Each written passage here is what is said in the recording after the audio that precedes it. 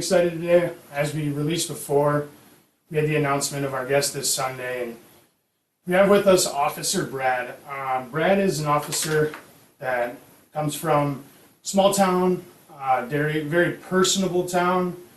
Not your big city cop. This is a cop that it's a town that people talk, people know everybody, people they find comfort in the people they know. And so how I know Brad is I went through the heat treated garage and talked about my episode, my life story, everything like that. He's on that heat treated, and me and Brad had this moment of connection through that, I would almost say, where we got to a point that he had realized what I had gone through. Going into this, he didn't know my story. He did, but he didn't. He thought he did. And my help and where my recovery started and where my life change started. And once that happened, Brad started thinking about how he could help people get to that. And Brad got emotional. What did you feel, kind of, I guess, at that moment that I'm talking about?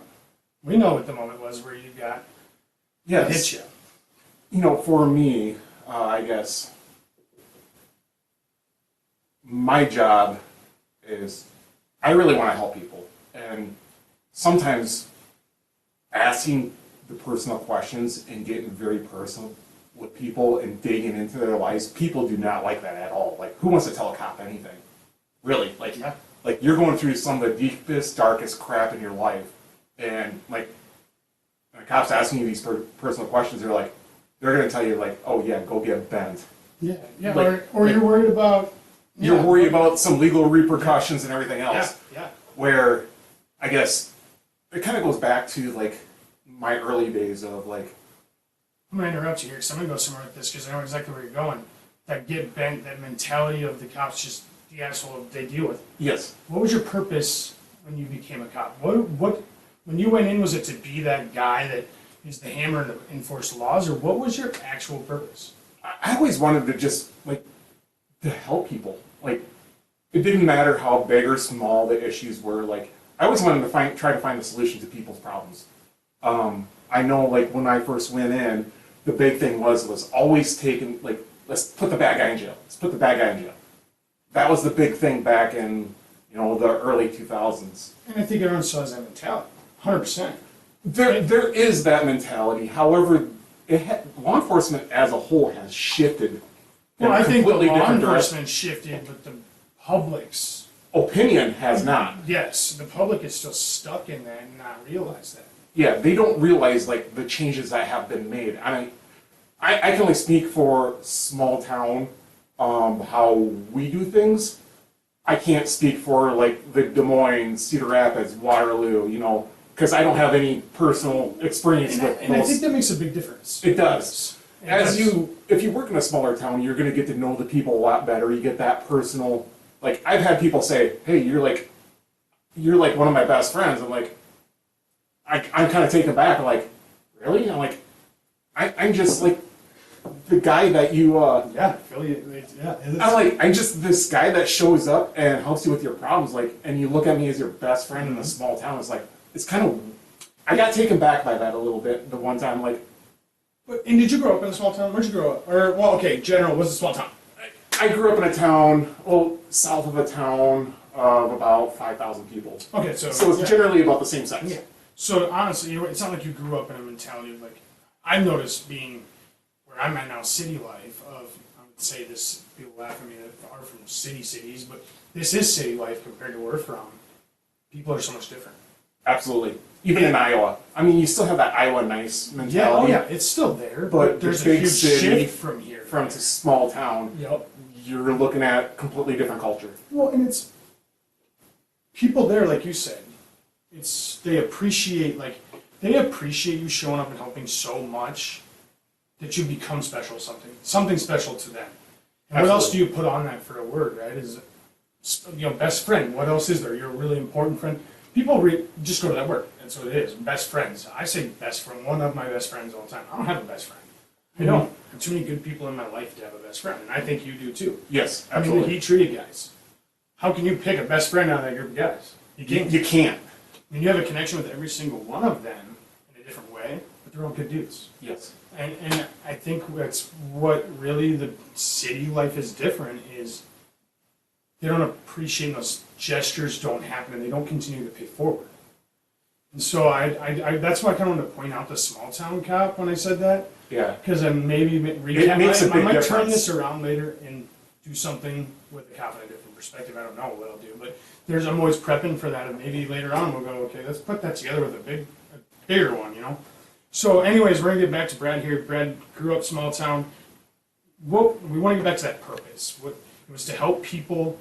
But had you seen something before with law enforcement? Was your family in law enforcement?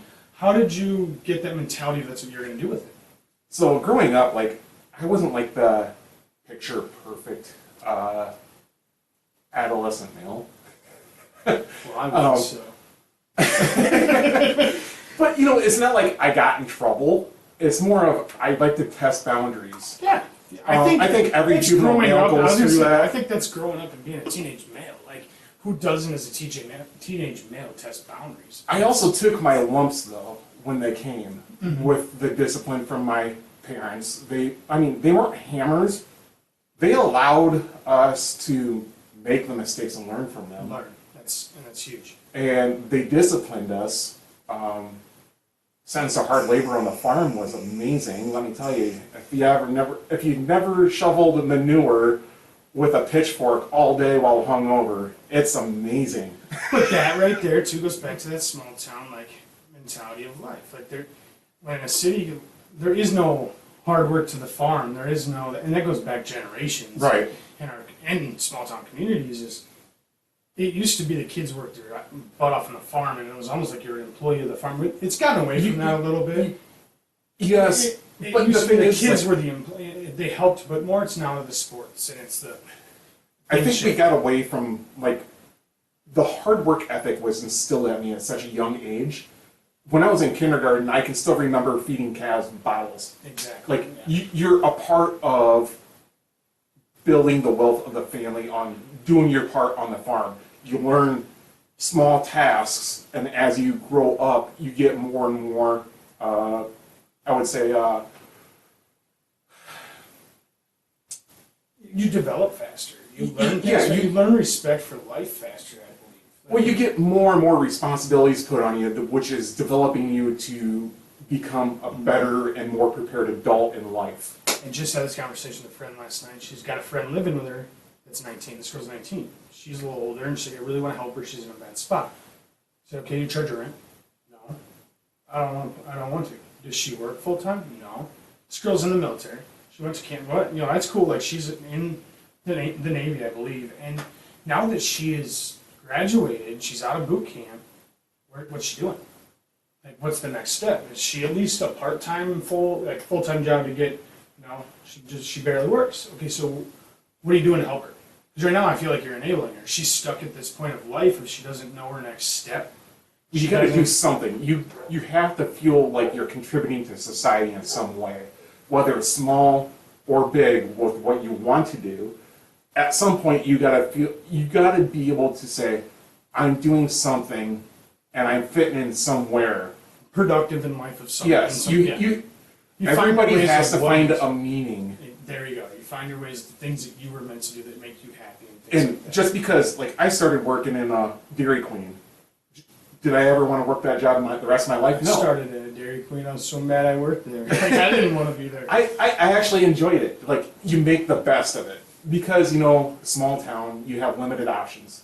Different mentality. I didn't grow up on a farm. That was my first job. I was forced to. So You had already like developed those skills younger, and you went there and you were thankful for a job, and you were completely different. Started the same job. I completely hated it because I didn't want to go get a job and make that step. You had already learned to be that person. I was 15 years old and I had never been pushed. We didn't grow up on a farm. I was working all the time with no Exactly. pay. So now I'm actually like, hey, I got money in the bank account. You know, granted, like, I got like my allowance, like when hogs or cattle got sold, like I got a little bit here and there. And that went to places for your future though most Right. of the time. And that's the difference of farm families. A lot of families in the cities, they'll put college funds aside. They're not earned. Right. There's no earning to them. They get out of high school and it's just like, here's your 40 grand and we're paying for college. Well, what did that teach them too? Like, you just spent the last 18 years earning that, and you've earned that knowing that that was kind of your thing. I just think the world's got away from that too, and so much of, and the city struggles with it even more, because what do? Slave labor the kid at home, there's nothing, there's only so much you can do.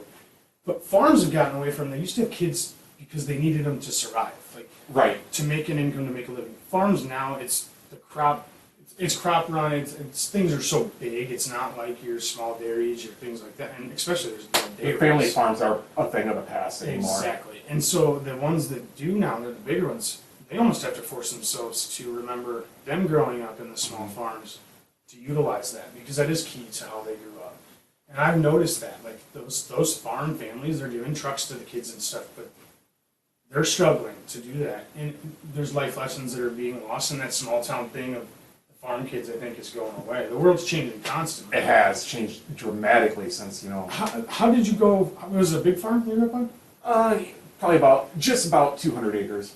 So how did you go from cropland farming and- to cop? If you can't beat them, join them, I guess. No, I can't say I ever felt that. Actually, I would have loved to be a cop. I would to this right now. I'm probably the most of my life. I will honestly say it's like one of the best, worst jobs in the world, and I'll kind of get into that a little bit later of Yeah, why yeah. I think that. It's very rewarding, but it comes at a cost. Exactly, and we'll get there 100%. Did and I keep going back to it. Just direct, boom. What? Why? When did you want to be a cop? When did it start? Now, like 8, 10, 12? No, I was probably like a junior in high school. Okay, okay. I was hanging out at a local park, and the local law enforcement would show up, and they knew that, you know, we weren't exactly the most model juvenile males and whatnot. Mm-hmm. So they would give us a little extra attention, but they were like really cool about it. They're like, hey, you know, we know that you do what you do, but you know, you guys have never been an issue. Yep. And they'd just come and chat They with us. directed it because yeah, and They you know- came and chatted with us, and I'm like, this is pretty cool. Like, they actually took the time out, like, they were probably bored out of their mind. Yeah. Oh, they probably were, but you know what? They also knew they were influencing you. I guarantee you in a roundabout way. Absolutely. I actually just had a conversation with one of them a couple weeks ago, and I told him, like, you're one of the reasons why I got into law enforcement. He looked at me, he's like, really? And it's because, like, he's He didn't even like, know he was doing it. he didn't know he was doing it, because he took the time out of his day to, like, he was satisfying, He naturally did it because it was fulfilling. it was fulfilling for him. Yes. And out of mutual boredom, like, we were bored high school kids, and they were bored because it was small town. Like, yeah, let's get this shift over and you guys don't have anything to So do. we were a source of entertainment for them also. Yeah, yeah. We made the shift go by a lot faster. And I think, here's the thing, Brett, too, and like, I knew of you. And this is where we're gonna go with this episode. I'm gonna kind of push into this. Brad gets super upset because I kind of hit this aha, and I was saying I didn't reach out to people when I was, and it took that moment where I did it myself. And he said to me, you could have reached out to me. And because we had had interaction in the Right. past, and we weren't super close, but I can tell you right now, I am comfortable to talk to Brad, and I would have been because of the connections we had, the passings we had were so like you just were a talker. Like you would sit and bullshit with people. Yeah. It wasn't talking to the cop. Like it was like everything on your uniform disappears because you're a person. Right.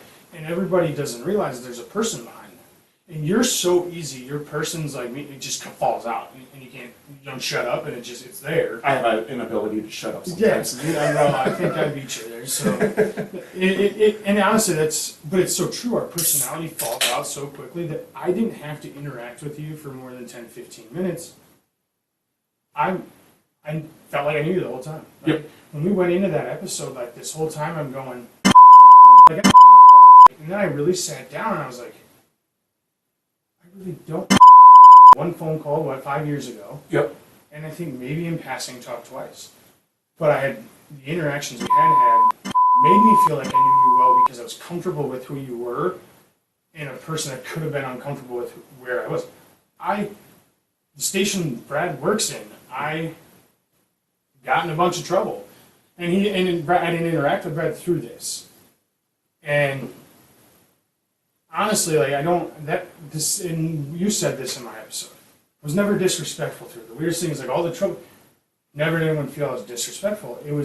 I respected the people in the building, and I was in that building, and still the guy who caught me, and like you don't want to be caught. You're running from what you're doing. I was upset. Like, that's not that kid's fault, and I somehow had that mentality at 15 of it was not his fault. I said, yes, sir. Like, I answered with sir, and I talked to him on the way out like it was person to person. And that department was a lot like that in different angles. And I can remember there's a guy in your department that works, his name's Chad. Let me go one night that I never should have been able to go home, but he knew just this conversation, and that's truly how I felt. Like, a possession's going to do complete opposite, but this conversation I'm going to have with this kid is going to make more of an impact in his life. And I look back on it now, I'm like, man, how did we get away? And that's your mentality. How did we get away with that? How did they let us go? Like, they didn't let you go if it's the right cop. And usually in that circumstance, and this is years, I'm just now. So a lot of the things that we do is strategic. Exactly. It's not about always getting people in trouble. Like, our job is not always about let's like drop the golden rod of justice on everybody, and you know. Some it is. Some of it Because is. they're angry at some whatever it is, what it is. But there is a time and place for that. That's the problem is people don't get that. There's a time and place for that. The beauty of working in a small town is that you get to know everybody in town. You get to know the names of people that, like, you kind of get an idea of, like, you understand some of their home life. You know, some of it's generational. Like, we deal with people, like, when I first started in my town, I'm now dealing with the same family, but Different next generation. I'm in the third generation now. Isn't that crazy? And I've only been there for 18 years, and like, good Lord. I arrested your grandma. Go home. I think this is exactly where we're trying to lead to what happened in this moment in the episode is Brad is saying there's this fine line of being that hammer and being not. And Brad sees that because Brad doesn't want people to be scared to communicate with Brad. And this is where the emotion came from is gets super emotional that he asked me if I would have called him for help before I went sober to make that move. And I said, honestly, probably not. Who wants to call a cop when you're doing cocaine and say I want to quit doing cocaine when you've got 100 other people over here that you could probably call that you've been avoiding too? Like, do I know? And somehow this connection, very minimal connection we had, and it was my mom, I think. Right. My mom found very little comfort in her position that she was doing. The only positive, it was always the only positive thing I heard. Today we were talking about this. Like, was it always about like how? Just that was the only time I heard her talk about good of interactions, and so I would have truly felt comfortable. And I've thought about this a lot, and that's why your episode happened before anything out of this. I knew this affected you, but I would have felt comfortable to call you if I was here. Mm-hmm. But I also think, honestly, I would have felt comfortable then because I knew if I'm making that move and how serious I was that I wanted that move, what were you going to do? Go after me for past? Because the purpose was from here forward. Like, Exactly. if it's eliminated anyways and I'm contacting you for resources and help, and I'm not doing the wrong, and that's the point of it anyways and the purpose, there's nothing to run from. So the main thing is like for us, if you treat the issue, you're not going to have the legal issues. Exactly. So like if you have an addiction, if we can treat the addiction, you're not going to have the legal consequences that come with it. So number one, it's going to benefit you of where you're going to have a better life. You're dealing with the addiction. You're not getting in trouble. You're not seeing cops as much. You're not going to jail. You just don't have that kind of contact with law enforcement. Where if I can help someone and get them to the services that they need, And then it's, you know, the studies show that it takes, you know, especially like with mental illness also, like also was with mental illness. oh yeah, 100%. Like right now there's a major issue with that in the United States. Studies are showing that it takes 18 months from the first point of contact with law enforcement to the time that someone actually is completely treated with mental illness. and it's just like 7 times rehab. Yeah. It takes 7, and they say it takes on average 7. It's always that, so it's saying, So we're people that are suffering from mental illness or addictions and stuff like that, they constantly have interactions with law enforcement, positive or negative, Did you struggle with that at first, to think that like you helped someone that first time when you first came in and you felt finally like, oh my God, I did it, I helped somebody, and it came back around that you saw them fail again, and you thought it was the answer, was it emotional to you It's to see frustrating because you know that, like, they've already said, I need to kick, like, meth is a huge issue. Yeah, Meth addicts have it the hardest by anyone. I think so. I do. I truly do. I would say cocaine is an easy one because, you know, it starts with a couple of bumps, then you're getting into grams, and then all of a sudden you're doing 8 balls and everything else. Two a day? Yeah. Yeah. Yeah. I mean, it just only escalates. Like, it's Well, the and a same lot of thing. times you run it to get to that point where you can't afford that. Right. So And then you're, what comes? Meth, because it's cheaper. Yep. And that's honestly, I'll be honest with you, through my addiction, it was fucking expensive. I mean, you're talking, I was spending $500 a day. A day. Ouch. You're talking now what? $15,000 a month. How's your OnlyFans? Great. Double. Like I said, I made money with it. So honestly, like it got so expensive, and I had been put in the mentioned to me many times. Well, that's cheaper. It's pretty much the same thing. I can't tell you how many times I heard somebody justify to me. It was so like the glad you did. same thing. It's cheaper. And it's like, but it's the weirdest thing. How does a guy who had the boundaries of never being where he's at right now anyways, hold that boundary as an addict? I was so low self-esteem and things going on. I allowed him to start addiction, which is a much bigger thing. I drew a line in the sand, all fucking in this place. I never did it. There was this Thank line. God, Yeah. because once you go down that It- path, it's you dirt. tumble down that rabbit hole in a hurry, Yep. and there is a point where, like, you're so far deep in that, like, you're like, how did I get here? How do I Weeks. get out? Weeks. Yeah. I feel like people do it in weeks sometimes. Like, and I was in a very bad place at the end. But the crazy thing is, I maintained this structure with it for so long. It was productive, and we talked about this the other night. Somehow, it's productive for a while until it's not. And you never have that, and it truly was. Like I can say, I've pondered on this a lot. Financial, like it did benefit. I worked more. There was things that were coming from it. It's when it starts to go the other way that, and I think nobody should do it to a benefit because there is no benefit. There isn't. There's a short-term benefit. There could be. There could be in here that you think there is, and addicts, you sell that to yourself that it's a positive because you justify it to yourself you're not doing wrong, right? Where's the separation? I don't know. I still can't pinpoint when did it start going that way. It did right away mentally, but as a whole of my life, I can truly say that first spurt, I had to make a very rapid change to get out of what I was in and where I was mentally. Just things that were going on, and unfortunately, I avoided all those things by getting out of it. When I started to do this, those things were worse at the end. Like, was I ever thinking about killing myself in the situation I was trying to run from when I went to it? No. Did I try to kill myself in the lowest of here? Yeah. Like, it was so much deeper here. Mm-hmm. But here I had the mentality of life is not going where I want. That was clean-minded. Your chemical balance is as it should be.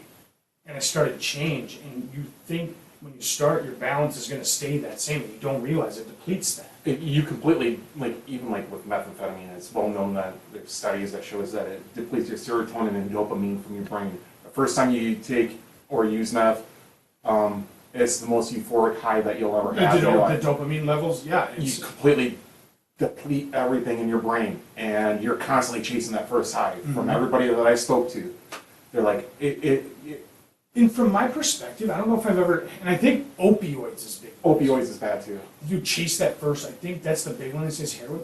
From my experience with it, I don't think I ever felt like I was chasing first high. It's more of that constant feeling of Constant euphoria. feeling of euphoria.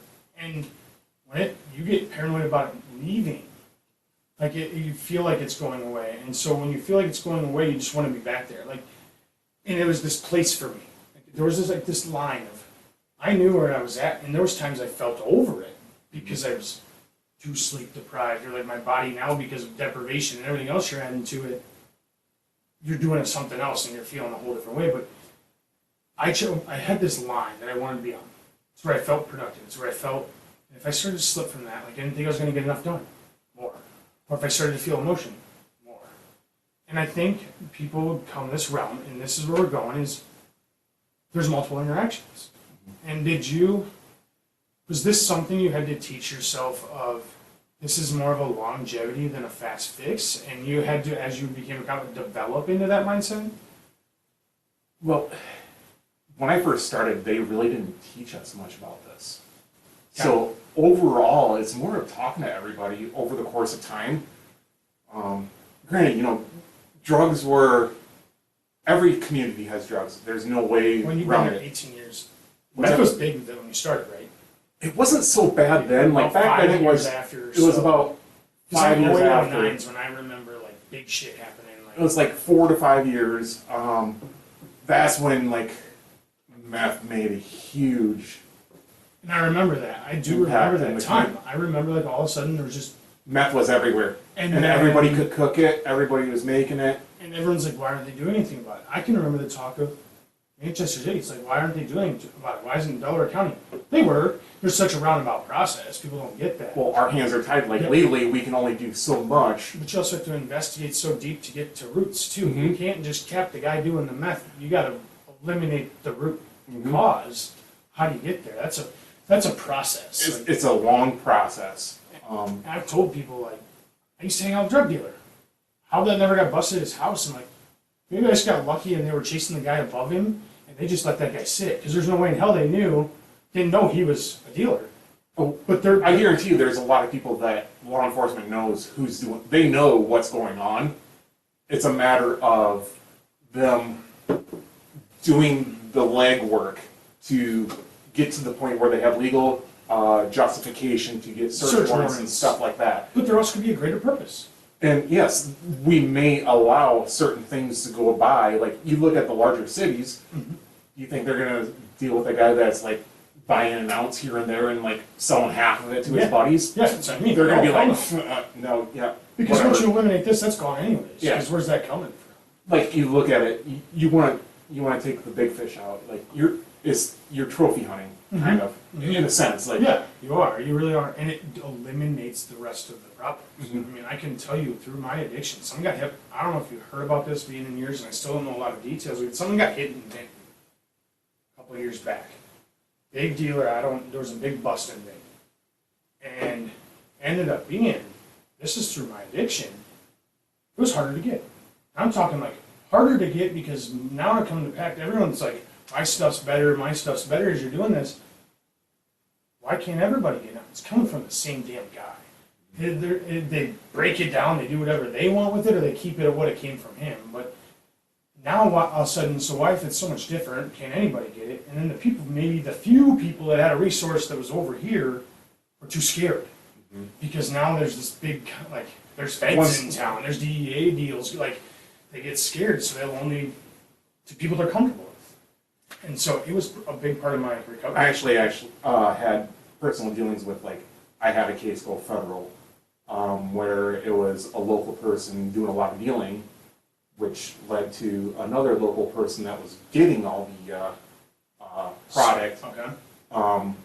That person was on our short list of people that we were going to be dealing with anyway. But To you, that was the big guy. That was the cat. Oh, that- It went bigger. Obviously, that- with the feds, then it moved somewhere else. when we were getting 2 pounds every 2 weeks of meth, Okay. Oh yeah. Okay. Then you're talking. we're talking pounds. That's okay. Pound. Okay. Yeah. So- and that's what it sounds like. This And hit you was know, and once you figure out where it's coming from, you chop that head off that snake, you don't have the problems. Like we had hardly any issues for a while until someone else stepped into that position. this broadens. I just thought of this because in your community, this guy's the big problem. But there's really a guy here that's a problem to multiple And that's where it's communities. beautiful because like where we deal with like the local stuff, you get the feds that come in, they come in, they do their reports, they do their investigation. They were phenomenal. Like Really? they came in, they're like, they gave me that thumbs up. They're like, dude, you did an amazing job. And they took it, and they ended up doing search warrants on both coasts with Isn't that I mean, just off a in small this town. small town? Small town, one small little, 18 ounces of pure meth turned into 2 towns, coasts. turned Thousands into multiple search warrants with the DEA out on both coasts. And where to go from there? Who knows? It could have went. I never got Across told, seas. and you know what? The less I know, the better off I am. Oh yeah, 100%. But it's just crazy because it's so much bigger than our communities. Like, Well, it's coming from elsewhere, obviously. yeah. And how do you hack that? Where is the line where you start to get to? Let's wait and hack here. Let's wait and hack here. Where do we just wipe this? Well, this is going to start if it's not here. But there's got to be some issues. Unfortunately, it's the users that usually take the brunt of. Oh yeah, it ruins the user's life more than it does. Yeah. ours. 100%. The dealers don't. They get time, obviously, but it ruins so many other people's lives. Like the people that I come in contact with, they're such good people once they get off the drug. Mm-hmm. Like, for instance, I was just at a training for a week, and came across someone. It was the second to last day of training, and this person came in, was talking to us, the whole class full of officers, and it was about mental health and drug use and everything else. And she's kind of telling her story. I'm like, this sounds familiar. Did not recognize this person at all. I'm like, holy cow, is this so-and-so? I'm sitting there thinking this in my mind. I'm like, this can't be. Does not look like this person at all. And it ended up being this person. I'm like, after they got done with the presentation, there was multiple people up there that were talking about their lives and how, they had contact with law enforcement. She came out and gave me the biggest hug. She's like, she talked about me in front of the whole class. She didn't even recognize me because she was so messed you up didn't at that time. recognize her. And she was talking about how I was personable with her. I was talking about like how I have family in law enforcement. And I did ask him, what family is it? It's a brother for sure. I have a brother that's in law Yeah, enforcement. wherever, that doesn't matter. Is that it? That's it. Okay, do you need to come any family or anything like that? Okay. No, it's not like it's a generational thing at all. Same type of cops, same type of dudes? Yep. Okay, awesome. Well, I have to meet him because he's got to be obviously in his community. I would think probably the same thing. I don't know, it's a fortunate thing there's 2 of you, but at least there's not 2. My poor mother. Well, at least there's not 2 sellers that's ruining people's lives all over the place. But so I think the big thing for me is you got to this point where it's like I said no and it affected you, and I had to backpedal this to make you see the value in what you're doing. I'm sitting there going, hey, but you're doing it a totally different way because you are like, even if it is you have to put someone in jail, right? What's the intentions of jail? To teach a lesson. What's the intentions of timeout? What's timeout? Essentially, adult timeout. Adult timeout. And it's unfortunate it's got to go to timeout. You Right. wish that the talks and the small things would happen. And this goes back to myself. I still talk to people, even like while I'm driving to the Oh yeah. Oh, jail. It's like, and you're you know- never not going to. That's who you are. exactly. And I'm like, We I'm like, problem I for feel like taking I from don't want to situation. preach to someone because I'm like, they got to make that decision themselves. But I can just say, I'm here. Yep. I'm here. If you want to take that step, contact me. Do And I- both. Do both. From my perspective, do both. Because you know what? What if they hear something? They have a lot of time coming ahead to ponder. What if something you said and they think about that conversation is their clicking moment? That you be here part. Right now they're going to jail and they're angry towards law enforcement. They're going to be angry when they get sentenced. Well, everybody's always angry at law enforcement. I don't take it personally So when anymore. you say you can reach out to me, they may know that that's an option and think you're a good dude, and they could, right? But once what's going to happen to them and the reality of going to jail, and like they become angry at the system as a whole. And this Right. is from my perspective. But what if you said something, and I'm not depletes, I'm not calling him, he's part of the system, but if you said something that it's there and they ponder on it and that's the boom, like this is something you could do, is don't hold back on the talking part. Because you can never know what someone's going to end up hearing or coming across, or this may change them to a point where they didn't hear it in the car. So this actually happened with that person at that training. I'm like, do you remember the last conversation we had? And this person said, no, I do not. I'm like, I can exactly remember everything I said to you. I'm like, you need to get into drug court, which is a phenomenal program. My little brother's in it. Yep. It's a phenomenal program. The judges are tough on people. However, Tough. they're Tough. really tough on you. I cannot believe it. Yeah. He told me he has to know the exact days he's sober. Yes. Every week when he goes to court, if he doesn't know that day, I can't remember what the punishment is. It's like 4 hours community service or something. Yeah, Every time it's crazy. he doesn't know the days he's sober. It's all about accountability for your actions, and it's an amazing program. I've seen so many people go through it that have come out of it and be like, I just need to move away and get away from the old people that I'm hanging out with. That's the number one problem. Like I tell people, like it's the people you're hanging out with. Like, But this is what I struggle with. He's in a halfway house. yep. It's But almost a negative bit. Like that's almost it's a positive but a negative because the structure's awesome. Unfortunately, he was young enough when he started getting into things that stopped him from being an adult. He's sober he's 300 and some days now for the first time I think. That's I awesome. don't even know. It's awesome because but that's huge. When he posted, he posted a few weeks ago or a month ago, he's 307 days sober. I was trying to think about it last night. I think I'm 17 months sober, right? For me, it's not surprising. Like when I chose it, but he struggled and bounced back. He was in 18 years old, 19 years old, went to Michigan. I can't think of the name of it. There was a phenomenal treatment center out in Michigan. And he got sober for quite a while. And I still think then I expected him to leave 100 days. He came out, he was back. He was him. He was himself. And I go to that because you find yourself when you go sober. And you said, you figure out they're a phenomenal person. It's because we find ourselves back. And because you lose sight of that. You think you're you. all you see, like, a lot of law enforcement gets a bad rap because all we're seeing is the bad things that people are doing all the time. You know, we're seeing the symptoms of the issue. Yeah, exactly. Not the root, but you're not seeing what it took from them. You're seeing the end result. Yeah. A lot of times. And it goes back to those cops and paramedics that found me in their front yard. Half dead. Can you imagine what that could go to? Like, they didn't know who I was. I mean, that's why I didn't know who I was.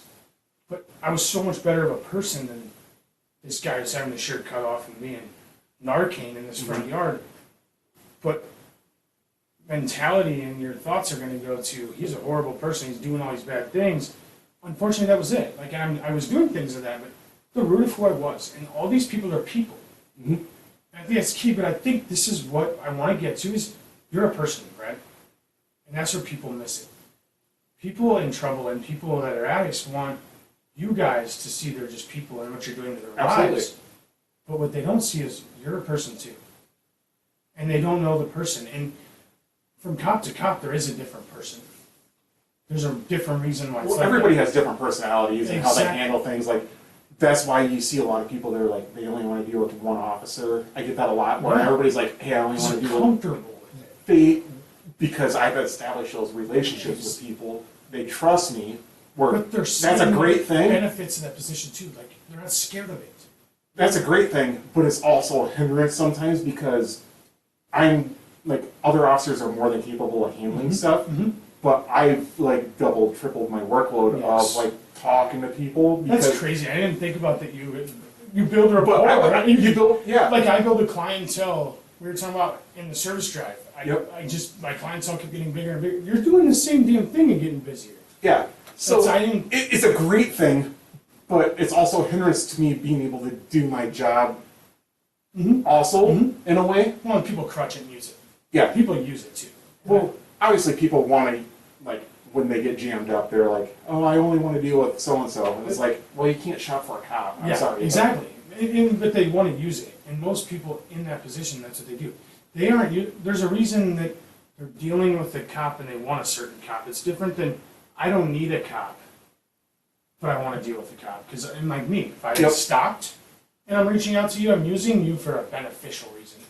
They're in a pinch, something's going on, and they see a way out, most likely, Yep. is what they're doing. And that's because, That's some of because it. you're personable. That's some of it, but I think a lot of it now is I've gone through, I used to have a box of business cards. I never went through that many back in the day when I was like a canine officer. I was just, my You're not job a was to canine go, officer anymore? nope. What? My dog passed away probably 2 years ago. And they didn't replace. I knew the Oh, dog passed. they replaced the dog, but a different officer became the head. Really? You Yep. didn't take on the next dog? So that was a conversation I had with my boss, and as much as I wanted to, I understood where he was coming from and why I should not, because in the big picture, I'd be still doing the canine thing on top of my administrative job now as being in the administrative part of law enforcement. So where did you go to administrative? What's that change? So basically, I have more responsibilities. I'm a supervisor. Okay, so you took a supervisor. From I have a officer. supervisory job When now. did that happen? A couple of years ago, but nothing's really changed. Yeah, Um, there's just little back end things that you do. There's more back end. I spend a little bit more time in the office doing some of the stuff that no one else wants to do. Yeah, yeah, It's, Yeah, really, it's, at the end of it, kind of yeah. like the house cleaning stuff, but Yeah. without the cleaning. yep. I get You just have to. There's certain things that you got to do that no one really enjoys, but it's part of the job. Yep. And unfortunately, sometimes that is upper positions. They give you promotional titles to those, and they really end up being the shit that people run from. Like being in a service manager is like, this is great until you get there. At some point, there's also a, why the hell do I want to deal with all this? Like you're dealing with 60 people's in this department's problem. I want to go back to just dealing with my own self. I want to come to work and I want to go home. You know, the funny part is because there's days that I'm like, is it 70 cents an hour worth it for the 70 cents. That's Really, for you to sit Actually- on the back end and do what you're. and to have like if someone has complaints, like it comes to me and I deal with it and stuff like that. Like it doesn't bother me because like I'm a people person. I can talk to anybody and be like, hey, I understand where you're coming from, but there are things that are in place that like I understand why you're upset, but you got to understand some certain things coming from our end of why things happen the way they did. And if I can explain it to people, people are like, oh, well, that makes more sense. They're not so mad. Understanding all the way around. Uh-huh. And this And leads there's got to be back- understanding on both ends for This this to leads work. back, and I'm gonna push this to where I'm trying to go with this is there needs to be understanding of the purpose of what you're trying to do, the purpose of, or the reason why they're here, the reason why they're needing this. There is so much communication, understanding. There's this big blind black cloud between the law enforcement and the people, because these people don't, when they're at that point. And it smacked me. And I've been pondering on this since that day because you were bringing up things to how we could address this and what we're going to address right now. With the things we were spiraling and trying to, because you were so frantic, you just couldn't figure it out. Yeah. And I hadn't even talked to you yet. Thanks, Guy, for not texting the dang number. But literally, if you would have texted, I was going to reach out and say, just give me a few weeks because I'll come up with it. Like, this is where I knew that we'd find a way to do it without ways of doing it, that we were in a frenzy, because we were in the emotion of it. Right. And you were emotional. Like, yeah, it's frustrating for me because, like, I really do want to try to help people out. And I would say, like, 99.9% of the cops out there are good cops. They want to help people. People got to understand, though, that sometimes we deal with people ahead of you that were not so nice to us, so we kind of, like, are a little gruff at times Or you because woke up and you're tired. You had something going on yesterday. It's no different than It's when someone customer gets up and service. goes to work. it's customer service. We're Exactly. supposed to show up with a smile no matter how much they You're tired. MF us and everything They don't else. realize you're a person. Yeah. Just like there's this. So where We it have is breaking you- points too, where we're these like, two oh, I things need just to had come enough. in as person to person. They don't get that you are a person. You have life. You have things. Why do they work at the bank and they get to have a bad day and they just get to be off as a teller and not as nice to people? But you have an off day. Like you're the front of this. Like, but you're a person. Like we have those days, and I think it's the understanding between you guys are people. Mhm. We're all people, and genuinely, we want to believe all people are good. You're a good dude, and we believe in it. Small town, and that has swallowed me a little bit because I almost didn't realize there was bad people in the world, and now my perspective has Everybody, changed. there's up to 3% of the population that are generally like your troublemakers. They're constantly in and out of the justice system. There's nothing that you can do to change It's that. only 3%. Roughly-ish. Okay. 1%, probably less than 1% of that, I would say, like, I'm speaking generalities. It's not exactly like, but you it's not still exact see- science or Well, statistics, but you know, like but you've sat it's there. less than 1% of the population that is truly evil. Damn, I lost work. Yeah, and I believe that. I really do. But when you get hit by that 1%er, I've had that. You lose a lot of faith in people. Like, you do. You do. I can tell you, I innocently thought there was no bad in people. Like, people were just good. People were naturally good. And my perspective has changed. And I think when this emotion came out of you, it's because you have a greater purpose in life. You're a person. Brad, I respect the hell out of you because even knowing kind of who you were and knowing this is what I do, this is who I am, I'm not going to lie, I've gotten emotional about it a few times recently because I've questioned how to help people. Like, and it's naturally easy for me, and there's not roadblocks, but there is roadblocks. All you want, your greater purpose in life is to help people. And we never got the direct answer from you of, yes, you did say I wanted to help people, but what was your mentality when you went in? And like, so that direct answer, I truly thinking about it, that's what your purpose is in life. It makes you happy helping people.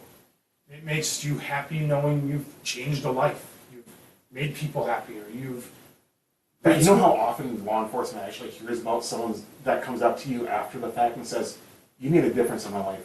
It's very rare. It is, and this is something I think you need to, with you. You don't need to hear that, and it's hard for us to have to hear it. We want to hear that because we have to find that gratification, right? Because you feel it's so much wasted energy. Sometimes, yes. But when you hear that one time, it's so rewarding. It's that reward that keeps you going. Like, I can do this for someone else. Exactly, and it's finding that common ground, continuing to be you through the dark, because the reward's coming. And sometimes that gap is long. Sometimes that gap is, and just remembering who you are. Don't lose it through the darkness. Don't lose it through the bad series of people you dealt with. Don't lose it through. It's hard though. It's It very is. hard It's because hard I've dealt with some pretty dark stuff. Exactly. Like, I think a lot of people, like, you look at like emergency services. You know, I had to do a little bit of checking on some statistics, but you look back at law enforcement as a whole, the divorce rate for law enforcement officers is somewhere between 50 and 70%. And We rank third for suicides, and it's like about in the males, like it's extremely high in law enforcement. so why do you think the divorce rate's high? Oh, because we deal with conflict all day, and we have a hard time compartmentalizing it. Well, they teach us very well about compartmentalizing it and putting it away in the back of our brain, but we become.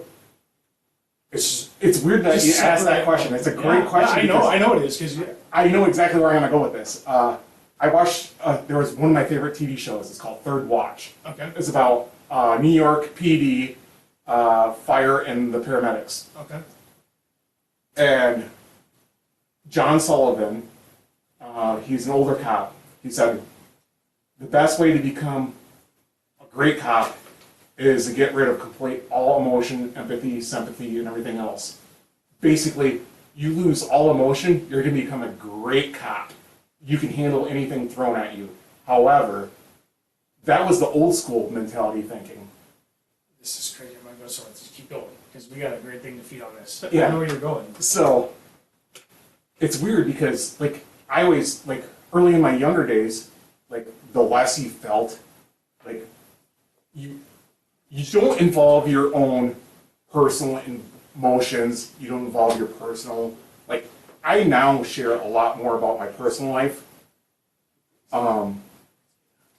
It's kind of weird.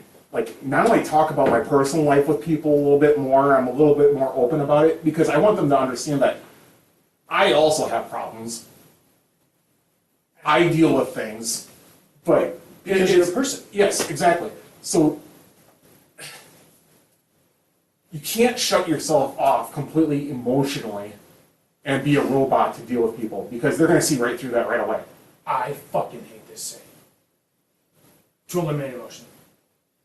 Every time I hear it, I want to hit someone with a fucking shovel because you know what they tell you continuously through divorce and a child custody case? Remove all emotion from any communication. No, that's the wrong thing to tell somebody. Because I can tell you right now, I gotta fight. This is, and I did, and I still will hold my ground to this. we had a co-parent mediator, okay? And we, unfortunately, I'll learn anything from her, and I've been pushing for it. And actually, we're going to contempt because she refuses to go to it and won't sit with this lady so we can get on a co-parenting level. So I am so for learning things and bettering this, any situation. This is all me. I love that. This is like, there, sit down and better life. Like, that's what I do every day. And I was excited about it, and I've listened to everything she said and done to a T. And she said to me, but you need to remove all emotion from this. And I said, you're wrong. And she said, what do you mean I'm wrong? I said, you're wrong. And I don't care what you say, you're wrong. And she goes, no, this is what you need to do for it to go this way. And I said, no, lady, there's a separation of emotion. What emotion are you acting upon? Exactly. And she still, at the end, she goes, it doesn't matter. And I said, okay, I'm acting upon the emotion of my child's life and wanting to know what's best for my child. And that's why I'm willing to go to the level I am. But when someone over there is acting on no emotion, where's it going? We don't care what we're doing to the child. We'll yank the dad out of the life of the child because they've removed emotion. That's a catch-22 of showing no emotion. Yep. So, You have to feel something. It's deciphering the emotions. right. What are the So, emotions you could? I have an I episode think called the- Acting Upon Emotion. I think what the attorneys are trying to explain to you, and they're doing a poor job of it, is I know now what they're trying to say. so they're saying, like, when emotions are high, your reasonableness is extremely low. Exactly. When you're extremely reasonable, your emotions are low. So there is a tipping point in that They use the scale. wrong damn words. Yeah, It they is are not so- explaining it What the they're best way. saying is so right. But the way they're saying it, It's wrong. I thought, was it just me? Like, am I It's like- stupid? Did I not just decipher? And I've talked to so many people, and I've explained to them, and they're like, that's what it means. We're sitting at this table last night in this situation that's going on in my house. Yep. And there's a phone call happening today, right? And the girl there's a couple girls here helping us get through this weekend and make this happen, so we weren't stuck in this house with 2 houses shoved in it.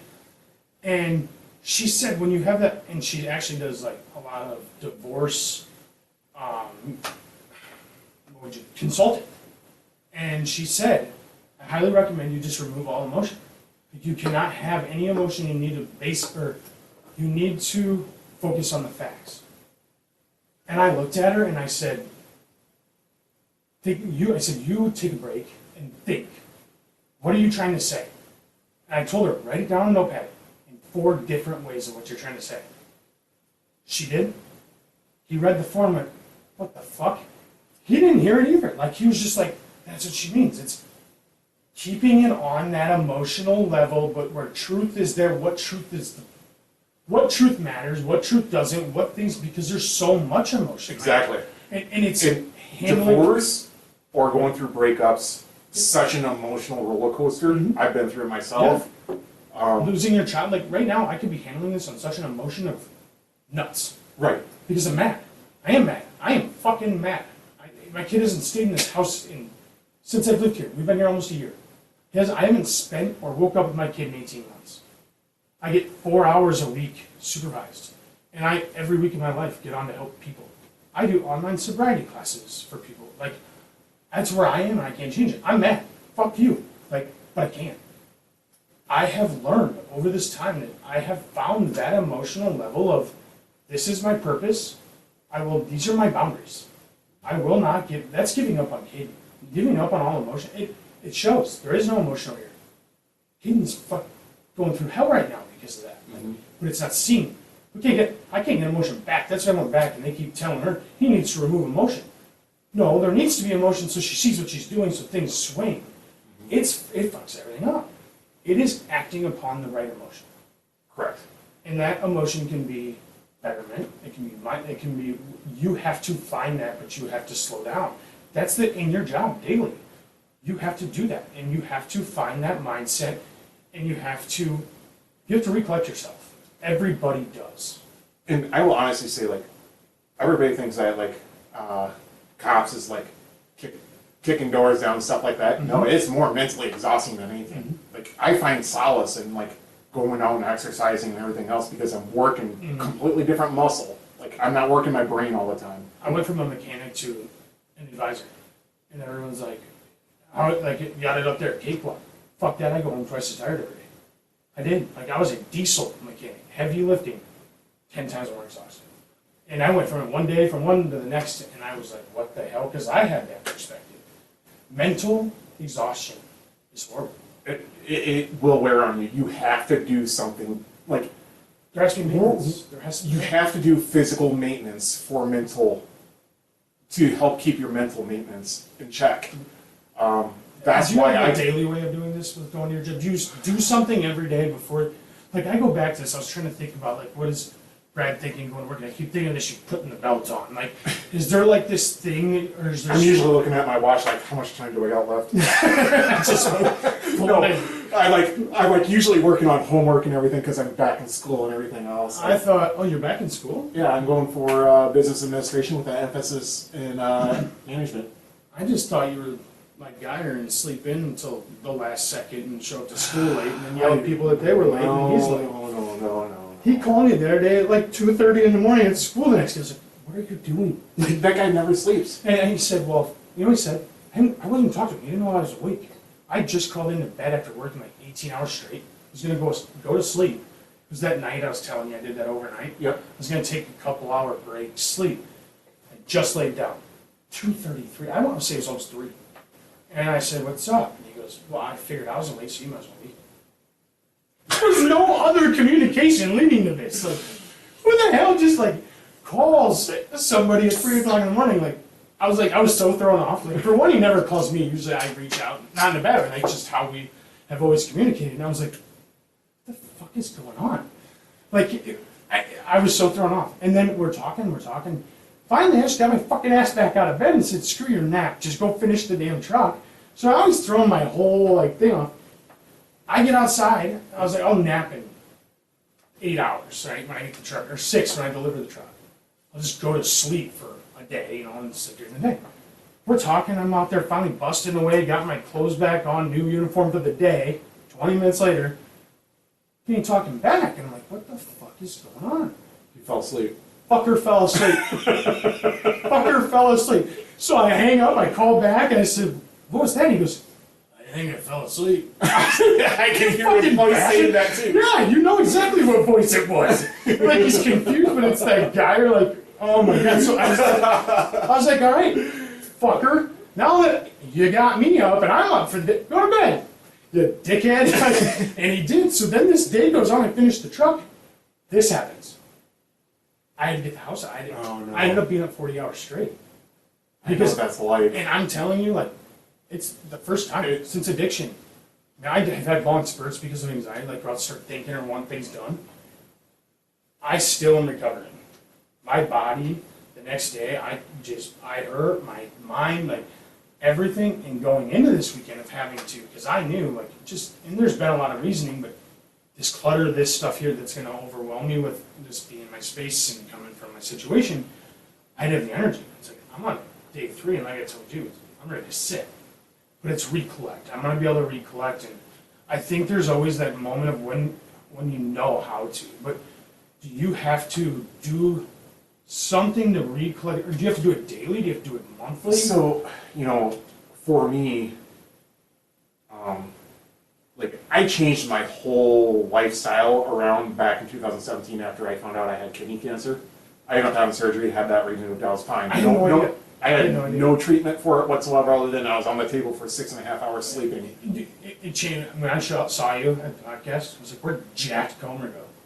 Yeah, I lost a ton used, of weight. I used to remember, like, you were an intimidating dude, and I was like, the hell, where'd that go? I didn't know. Did you lose it through that sickness? Well, it was actually after that. Like, I spent a lot of time in the gym being jacked. Mm-hmm.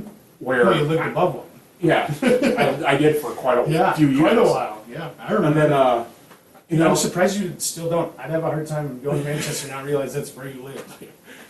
But the funny part is, like, after that, I changed how I looked at life a little bit, and I started taking better care of myself, and I got into triathlon, which I'm a big guy. Like, I played football in college. Like, running's not my favorite, but, I go out and spin on my bike, I run. you know, I keep myself in pretty good shape. Was that a hard transition to go from like bodybuilding? Because if you didn't enjoy running, how did you triathlon? I still can't wrap my head around how that Geyer turned into, like, I still can't get how he turned into a runner.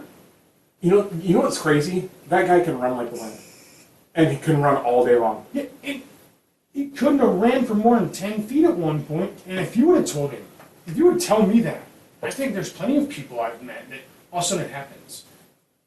What's Like, that trait? So what happens is, like, for him, he had a switch flip in him, like, where he's like, the things that I'm doing now in life is not productive, and I need to do something completely different. So for him, he made some lifestyle changes, got into doing like some more athletic stuff, lost a ton of weight. Well, he was very hard at the beginning. He lived it every minute of his day. Yeah, oh yeah. Every minute. I can remember. I was in his class every day. That's all he talked about. That's all he lived. That's all he focused on. Yep. So he flipped the switch.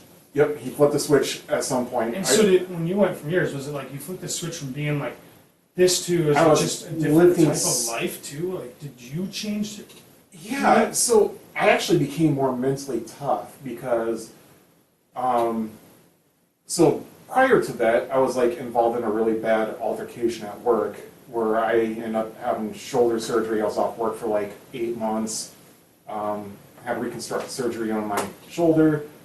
It was kind of a traumatic experience. It was actually a really It traumatic was very experience traumatic from things. I mean, from what we and I'll cut this discussed. out if I have to, so we're just going to talk about it and I'll cut it. Medication. Yep. We were talking about medication, and I had to be, unfortunately, I've never been on a medication in my life. All of a sudden, I was on anxiety meds. I was like, how the heck did that happen? I didn't even know what anxiety was. Like, I didn't deal with that. Then it was depression meds. And then it was, I came out of treatment, I had 9 PTSD meds. And it was like, holy shit, how did this happen? You ended up on medication out of this altercation. Yep. Was it stress? Was it anxiety of going back and it happening again? Was it just...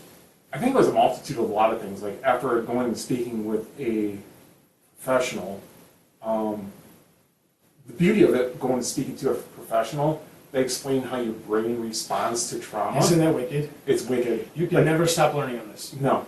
The brain is an amazing muscle because... It's also an asshole. Yes. Because if you don't understand it, there's two totally different, like, it's almost like there's the brain and then there's like you and if you don't get it, it's... But the ultimate goal is to not be on the meds. You can make the changes and retrain your brain and do the exercises that you need to do to retrain it. However, like in my job, I deal with trauma all the time. So Yeah, your job's very traumatic. So, you know, the average person deals with like 2 traumatic events in their life, usually. The average law enforcement officer deals with like 817 or something like that, was the last study. We deal with trauma all the time. So we become so desensitized about a lot of You know, stuff. a lot of this is all about trauma, and I never even thought about that this was a benefit, is bring it, you are, what, 300-400 times more valuable than a typical, like, you deal with it 400 times more than anyone else we talk to that have, on average. How much more? I deal with a different kind of trauma though. Yeah, I come to the backside of it usually. Constant, Usually. like, constant though. Like you're involved in it. You get to Yeah. watch it from the outside. You get to learn. You see a lot of like things that you wish you could hit Control Alt and Delete and like just But like, do you want to? I wish I could some days. Do you Yeah. think is it a small percentage? There are days that I come home from work and you're just like, I'll go to my refrigerator, grab the bottle of Captain Morgan, pour I myself think that's like anybody's life. Yeah. like I think a lot of people can understand like you just have a bad day at work. Alcohol is a number, but it's also a depressant, so it doesn't make you feel any better. So utilizing alcohol to deal with trauma, you may feel like it's actually helping you, but it's actually more of a hindrance because you're not dealing with. like cocaine addiction. Yeah. The whole thing. When I went to treatment, they said your trauma's bigger than your addiction. That's all I was hindering. It I'm took me a all the while time. because like everybody's like, oh, you're the fun guy. I'm like, No, you're drunk because you're I'm drunk because I want to forget about Yep. shit.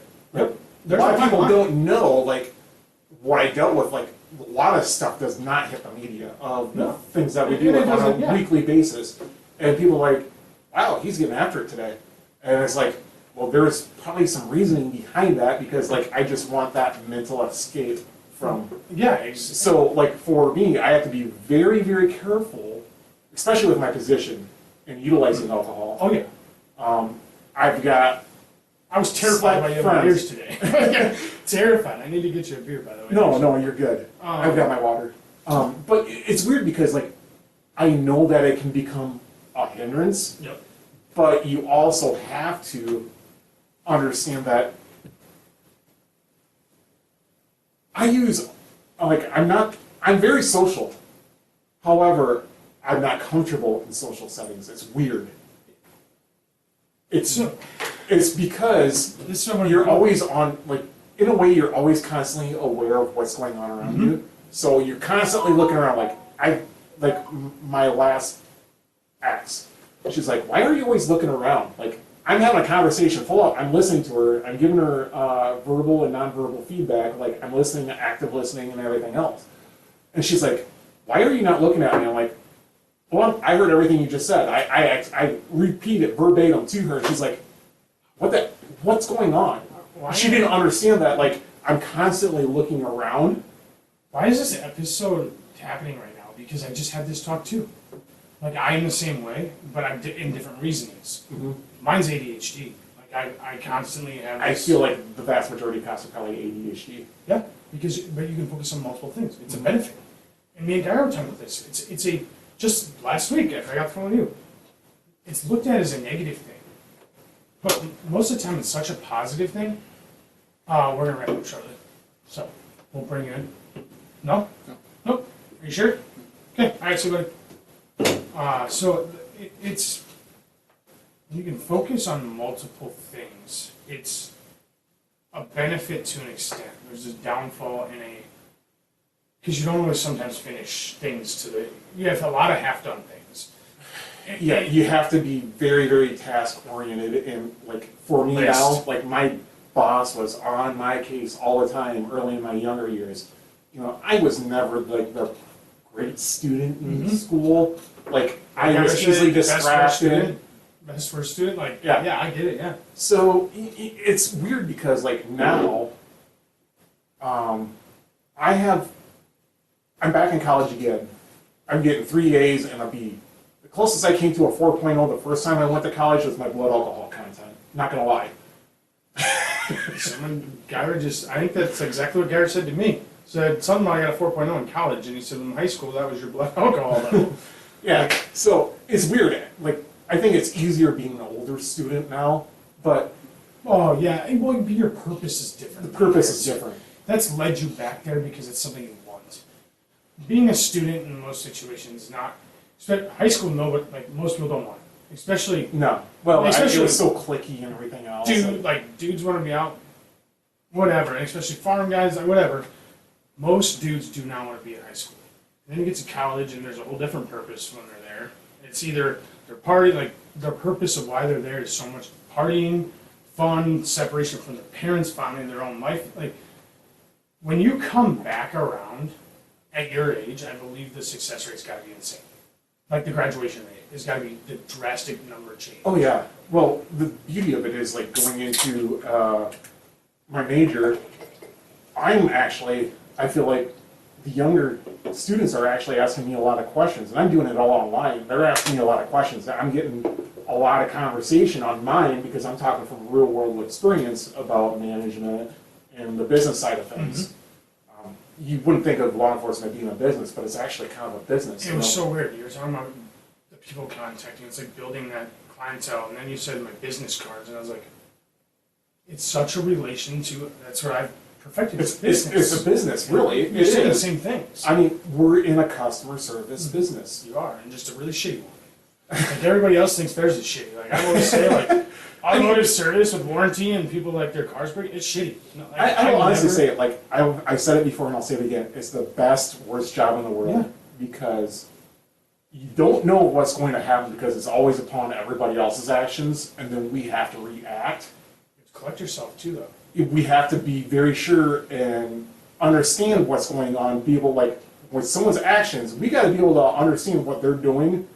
Our brain has to process it, and then we have to make our reasonable deduction of what the heck we In a need to short do at period this of point. time. Yeah, so we get nanoseconds where attorneys get and the public get, like, hindsight is always 20/20, but if you're not there and don't understand the anxiety and the, like, the seriousness of something while it's happening, I mean, we can speak about professionalism all day long, about, like, being well-trained and everything else. There are budgets, like, we do a really good job, even in our small department, to make sure that people are well-trained. And even then, bad things happen, like, you can't prepare for everything. Not nanoseconds, like, the No. failure rate is so much higher. Like, I had plenty of A lot of employees it's that I off the trained cuff. very well that would get put in a situation, make a mistake. And they're getting plenty of time with it. Sometimes the car's there for 5 days and they messed up another process that they did the paperwork wrong or were. You get nanoseconds. Like, If you get nanoseconds, it's a lot harder, and people don't realize that we're doing the best we can with the situation we have. You know, Yeah. and it comes down to training and experience. If you got inexperienced people, you know, a lot of the job comes from experience. That's why a lot of people feel comfortable talking to me. life comes Yeah. from experience. Yeah, And we'll relate that back because that's what the purpose of this is these people, and you said, and I'm going hard to it, and I think you knew what I was going to do, this flip, this switch the guy had of the fat guy who wasn't going to run anywhere, and he wouldn't have. He was 100% the opposite. Like, no way in hell if you told him he was going to run, he'd laugh at you and tell you you're stupid. Like, I know, like, I lived through his I was with him 8 hours a day at school through that transition. You, this bodybuilder, you said you hated running. You love it now. Like, I don't love it, but it's I but have it's a respect for it. benefit. I understand the benefits to it. Yes. So You for me, found it the was. benefits. For me, like, honestly, I have to give one of my exes, like, a huge shout out because she instilled a confidence in me that I never had. She built me up to the point where I was able to complete a full Ironman, which is a 2.4 mile swim, a 112 mile bike ride, and then a marathon. Did she build you up that she could do that, or was it that you were this She- person, the person you were could do that?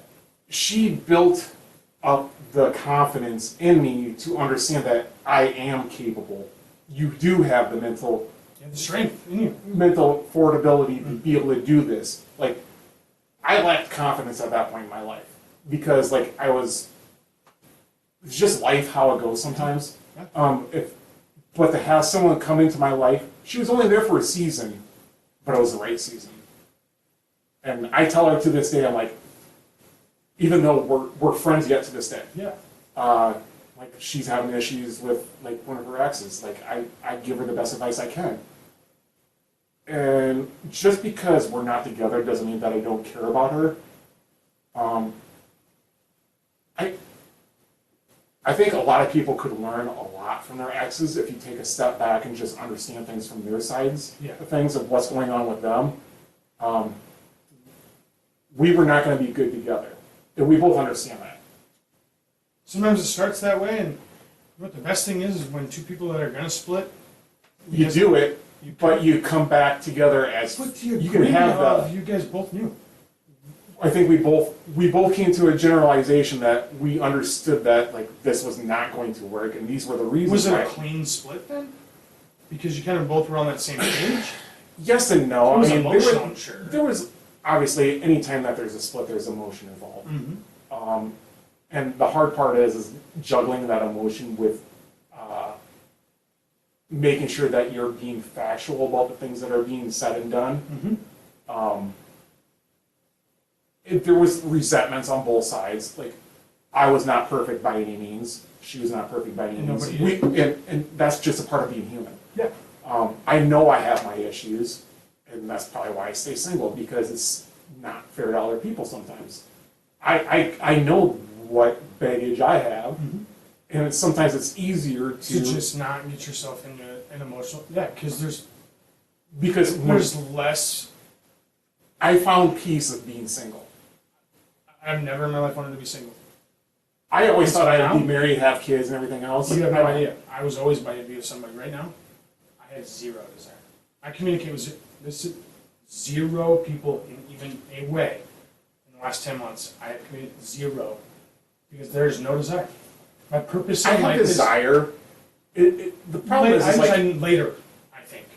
For me. it will come. I'm It sorry, will say come. what you're gonna say, but I would say later, I do later.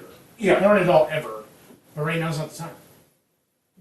There comes a point in time where you just got to be comfortable with being alone. And I think a lot of people are afraid of that, where I'm now comfortable being alone. If the right person comes along and supplements my life and it complements my life in a better way, that's the number one thing. Like, I need to be also able to do the same thing for them. 100%. So I guess with age comes wisdom. Yeah, yeah. I mean, those gray hairs show age. My job is not I stressful know we at didn't get to all. put him on camera this time, but I wish I could, because you'd see what I'm talking about. I don't think I had any grays last time I saw him for the last episode. And I also was kind of clean shaven. yeah, but I also had hair, so the shows and wisdom does, but it's not necessarily age either. No, it's experience. Experience. And I'm gonna push this on because I definitely think we need to do something again. I think we have so I'll be much more that than we happy could, to come I would back. love it. I think we could do multiple, like a series of us, because we're covering so much, and really there was a huge purpose of today. I want this purpose to be for you, and I think we together can do the purpose of what we want to do together. And we're going to continue, but I'm going to ensure today addresses you, because that's what's been important to me. For me, my whole purpose is at work is to try to help people. And I want people to feel comfortable to come talk to me. I feel like a lot of cops want the same thing, but they just don't know how to express that to people without like people thinking, oh, well, this guy's being emotional and wants to give me a hug and stuff like that. Get the hell away from me type thing. And you were so emotional about that. And the problem is there's a fine line of how do you tell someone, hey, I'm here for you if you want to talk. And I tell people now all the time, I just point blank out, hey, I'm a phone call away. Anytime that you need something, call me. Even if it's just for advice, whether it's good or bad, whatever, you want to throw something off me, I don't care. I tell even like high school kids, like, if you don't feel comfortable talking to your parents about it, give me a call. Yeah, and that's crazy. But the chances of it happening. The purpose of this episode is getting across what you're saying, and how do we get that to people? How can we maybe make a betterment and your satisfaction too of you knowing you're making a difference, because you being upset someone's not going to be able to call you. There's a lack of feeling that I feel a little bit. I think you do struggle with that. That you want, I do. Well, you because want that gratification. And I'm telling you, I'll delete that. I'm Well, you telling said that you, last time a if few Brad, times. I keep referring to you as coming. I I know. know I just cut the name, but if he has made a difference in your life, I'm going to ask you right now. Please reach out to me, to Sam, to whoever, to him, to the department. reach out to like Somewhere. someone who has made a difference in your life and let them know just because Someone. But I want this it to be doesn't about matter you. who it is. I want this to be about you a little bit too, because you put so much energy into helping people. You're lacking this. I'm just telling you directly. I'm referring. Reach out and make that difference. And yes, now go there, because that's the purpose of this as a whole. The purpose of as a whole is to let people know that you do matter. You made a difference in my life, whether it's a teacher, a cop, your parents, whoever it is. Call them, show appreciation, and say, hey, I would not be where I'm at today if it wasn't for you. And, you know, I've had awards and everything else at work. I've had life-saving awards. I've had, like, commendations at work. To me, It's the person. it's That's not the person. it's not about the awards at all. It's about someone coming up to me and saying, you made a difference in my life. And that's what recharges me for the really shitty days that come. And you just did exactly what I was saying. This is going to show how personal a cop can be, and how you, if you're in a situation where you need them, reach out to them. It's Don't not be all- afraid of it. Don't be afraid of it, because what I just tried to do is I tried to address him personally. Because I felt that's what I wanted to come from this episode. I wanted to give that to you, because I knew you were upset. And you just completely redirected me and shut me off from doing it and made it about everybody and not you. That's what we do. Because- That's what we do. That's who we are. Yeah.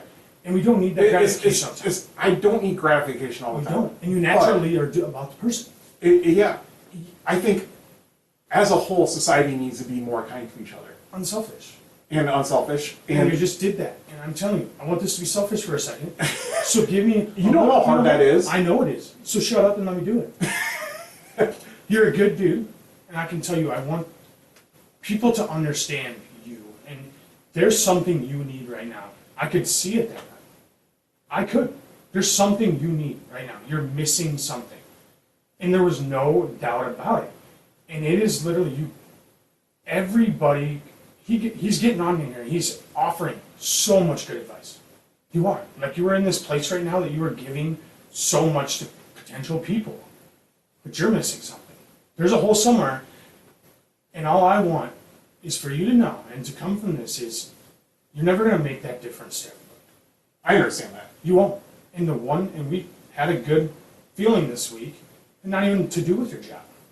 The story of what I told, like, there is things, they're gonna happen, but keep that strength, and that's what this is about. And I'm telling you, you're a good-ass person. Don't give that up, because you will change, and you are changing lives. And it does get dark, and I know you know that.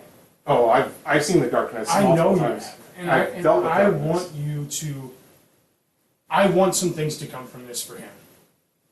If you know me, you know the situation, we don't need to broaden it out that far. If there's a story you have any, please make sure it gets to him. Because I know that you need that right now. Well, And I know. I think everybody needs that Every once in a while. appreciation. Like everybody in the world. You do. Like just to hear it once in a while, it recharges the soul. Not that that was your purpose to hear it.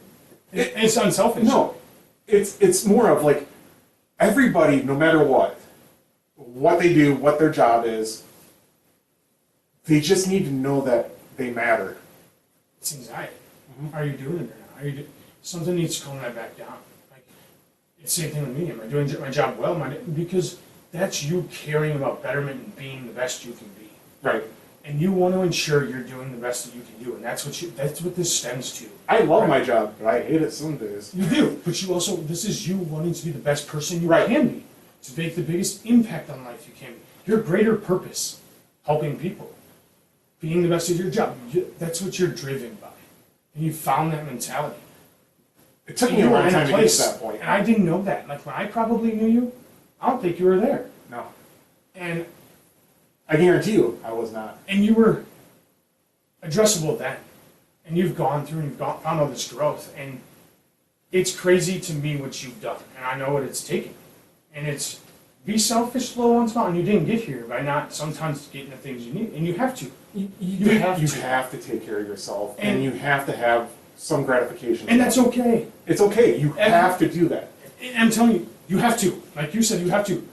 If you are a person that is not willing to accept help, or like you are affecting yourself in a way, because if you can say I need it right now, that's fine. That's your boundary of, but you're gonna keep going. And you're gonna keep going either way. But to be the best at it, you need a recharge. You said it recharges you. And I promise you, after today, you're gonna get your recharge.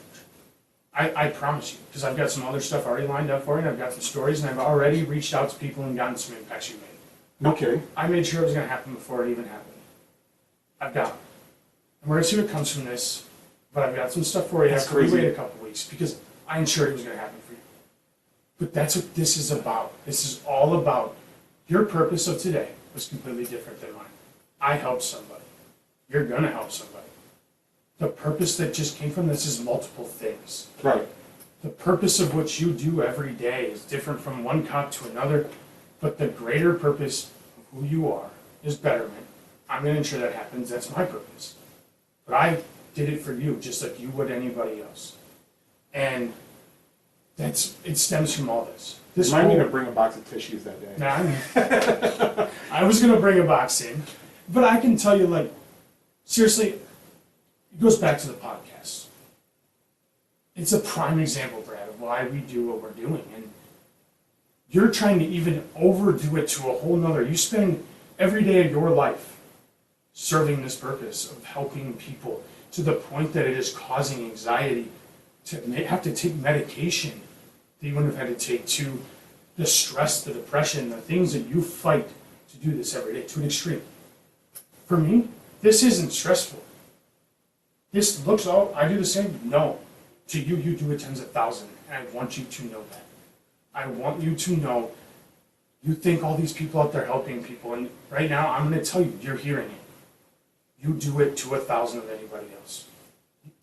I don't see the results though. I know you. That's the thing. And I think we're going to get you some results today.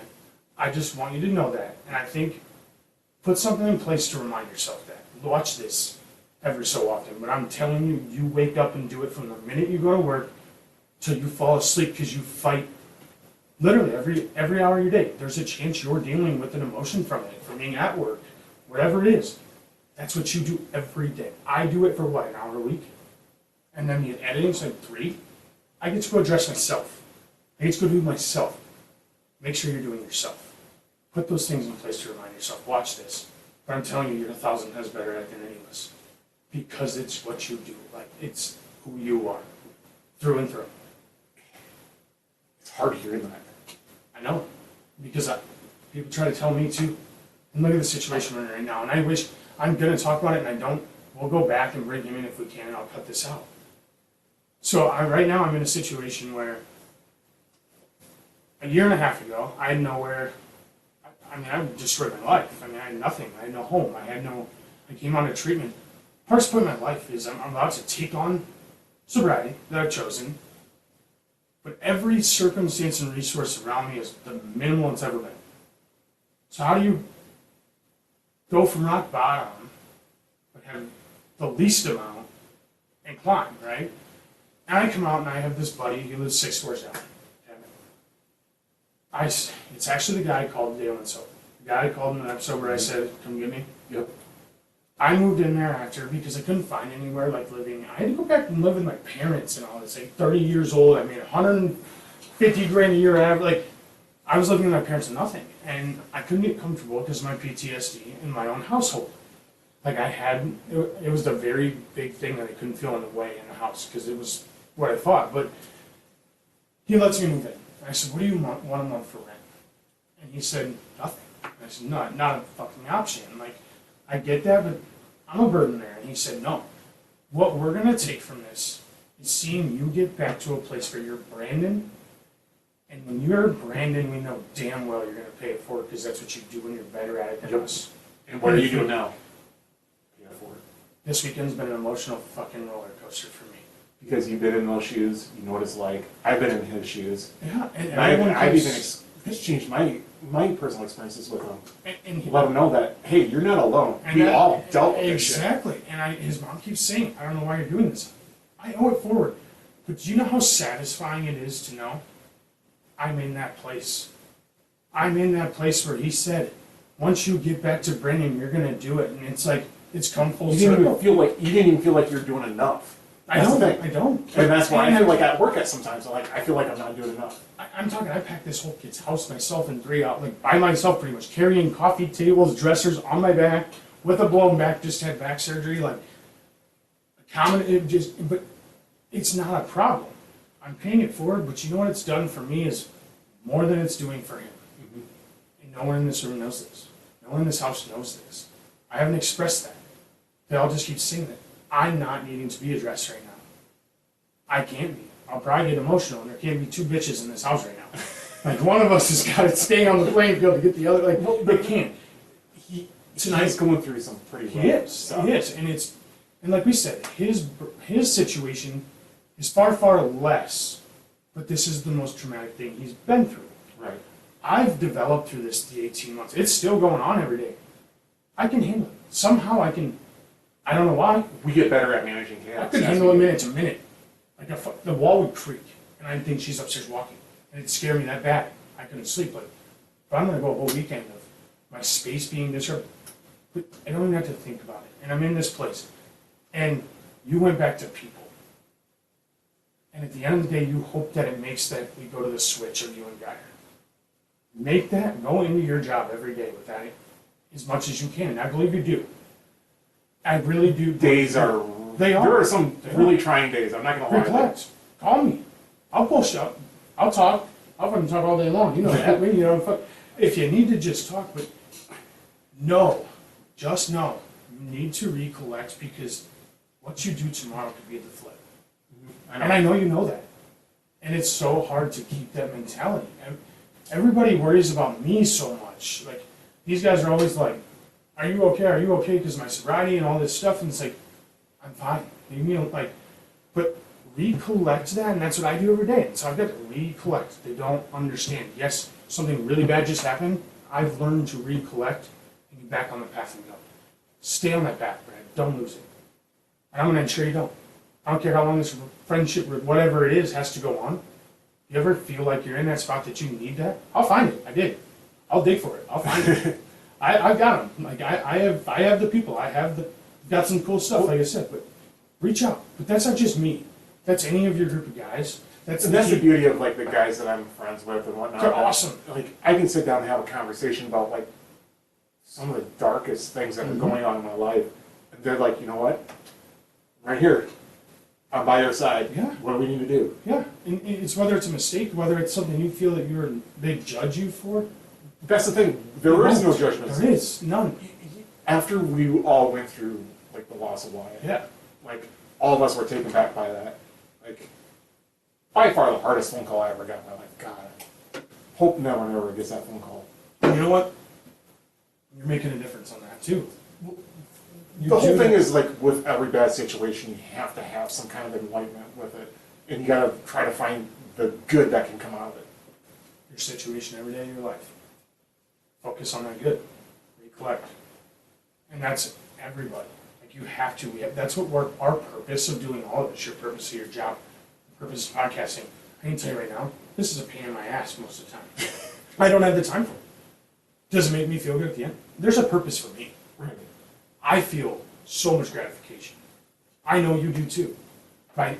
It blows my mind that you still take the hours that you aren't helping people. You still need more. You get that? Like, this is an inconvenience to show up at a certain time every week and throw this extra thing into your life because you are that much about it. And I want you to know that you are that much about it. You spend the waking full-time job doing that. And you still need more. So don't forget that. The stories are there. I'll find them. I know all your friends will find them. We'll find them if that's what you need. But anybody needs anything. There's these people in your life all over. If it is you need help talking about something. Brad walks in my door today to do this, and this is the whole purpose of today. This whole thing with this moving in and everything kind of coming full circle was after I talked to you, I think, Wednesday night. This was Thursday. Or Thursday night. Thursday? No, it was Wednesday. Was it? Yes, I don't because Thursday know, night we they did. all run It was together Wednesday. It was anymore. Wednesday night. It was Wednesday night. And he walks in, doesn't know this kid at all, and he is a great guy. Instantly, you bonded with him. I said coming in the door, and I knew you were good. I knew there'd be words to him of at least passing of his situation, and I told him the situation, what's going on, and Brad gave him instantly as much as advice as fast as you could before we walked in here. It's like you had this purpose, I'm gonna get out before we go, like, and kept spewing it. And I almost said, just sit on the couch, just give me an hour. I'll give you an hour.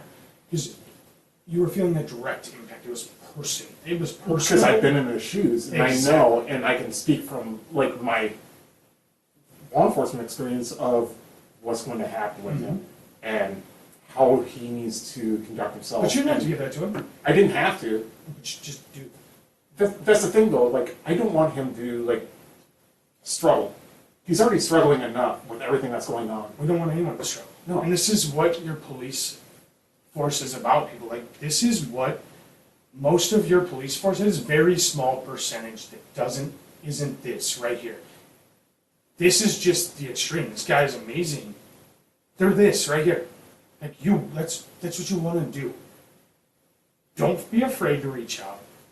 Garrett just got your personal cell phone number.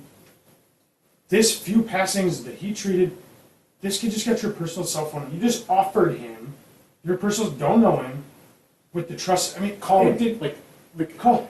I would rather someone reach out to me. You can always Or pick I a can phone tell- number later if you need to. Yeah, like if you need to like but what if it makes a Facebook difference? message to Heat Treated Garage, they'll get a hold of me. Yeah. If you need to Reach out to me. talk about something, whether it's law enforcement related or not, I don't care. You've helped me in this situation.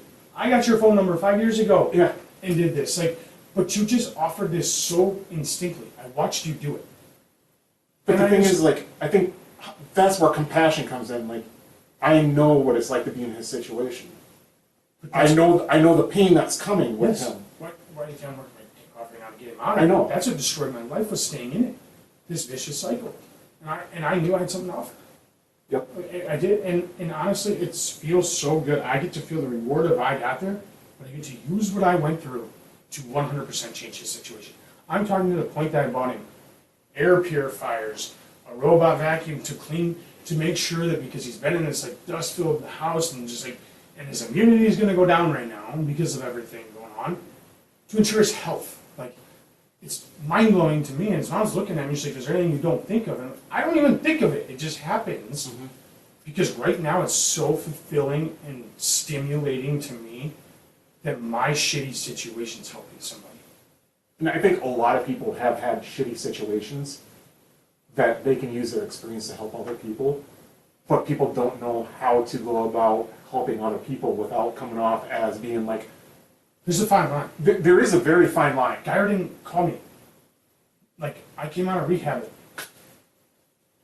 11 months before I called him.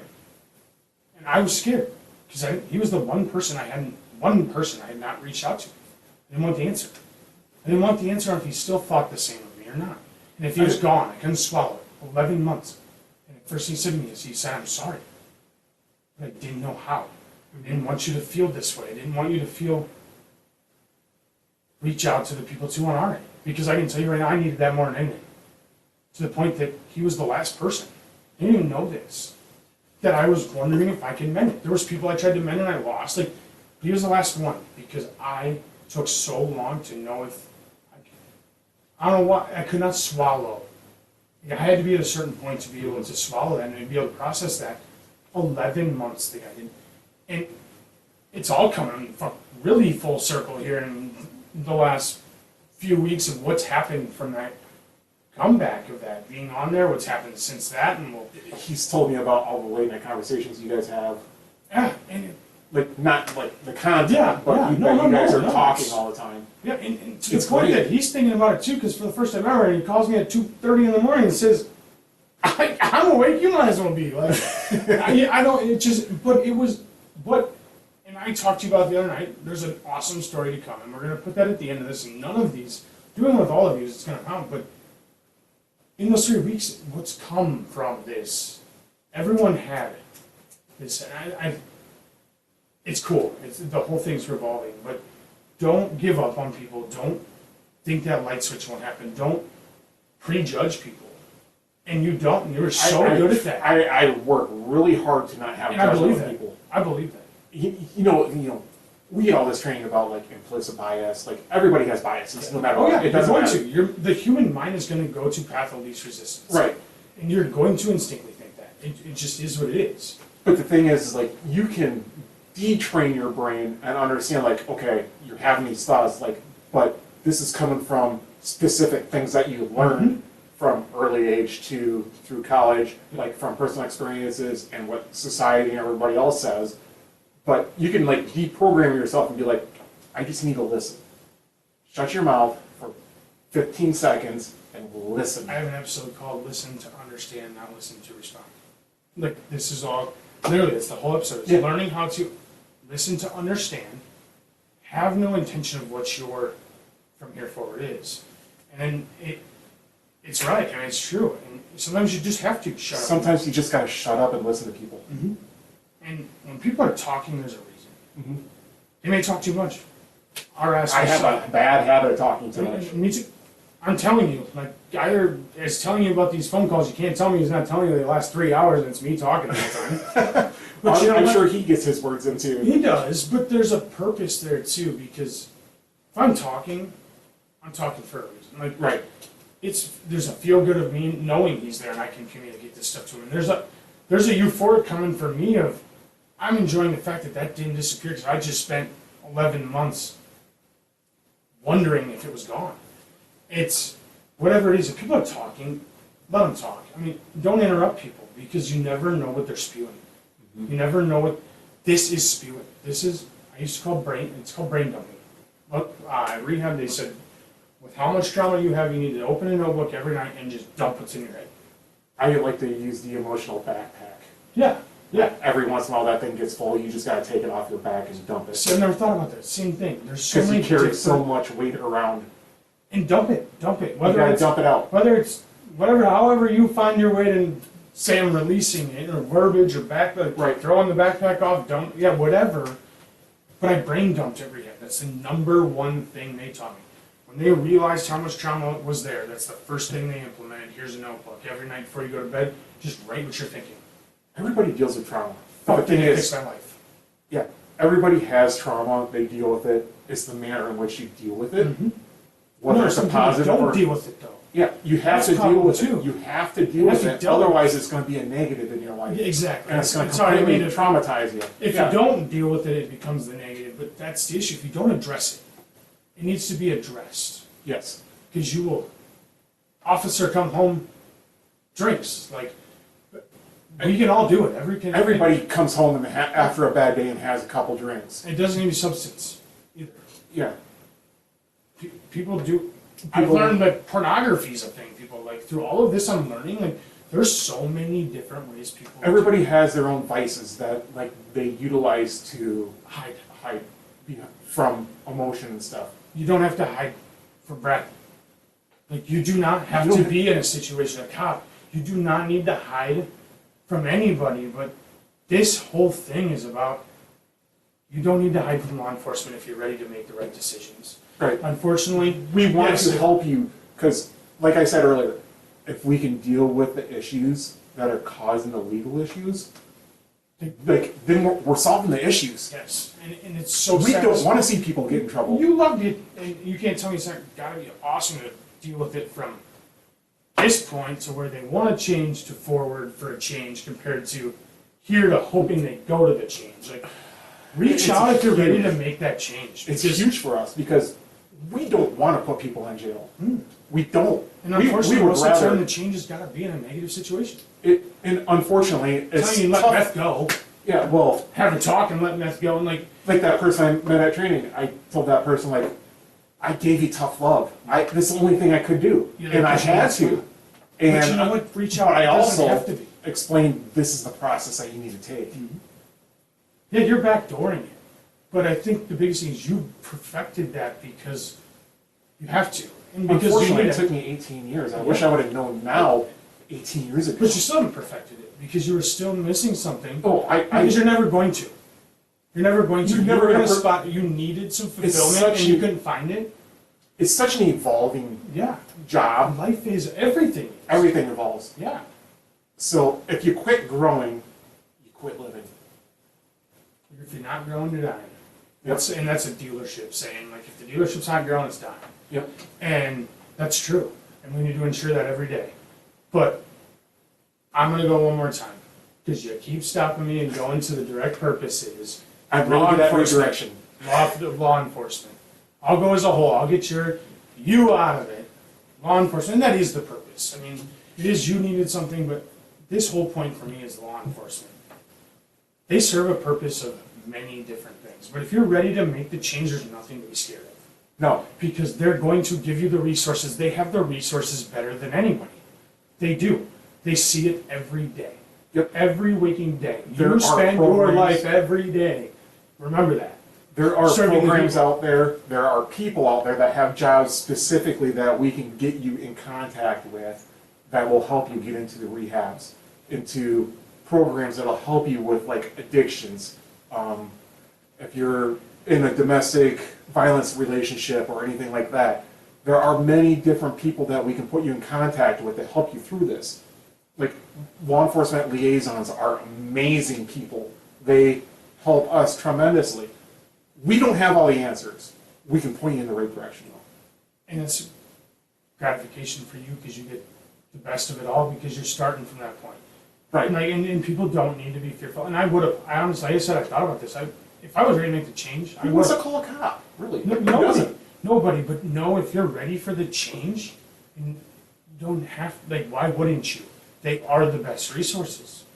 Like, And we're going to be your biggest cheerleader because we don't want to see you live life like because you don't see it enough. You don't see the positive enough to the point where you have tears in your eyes. Yep. Twice, one episode to another. You don't see it enough that much that this is what it does to them. It beats on them. And this is not you, this is law enforcement as a whole. You can't tell me there's not thousands of people right now, Brad, that if I had right here, that I wouldn't draw a tear out of their eye. Because you guys lack it so much. And you give that every day. You hold that emotion in. You've been holding that in since that episode, still haven't found a way to deal with it.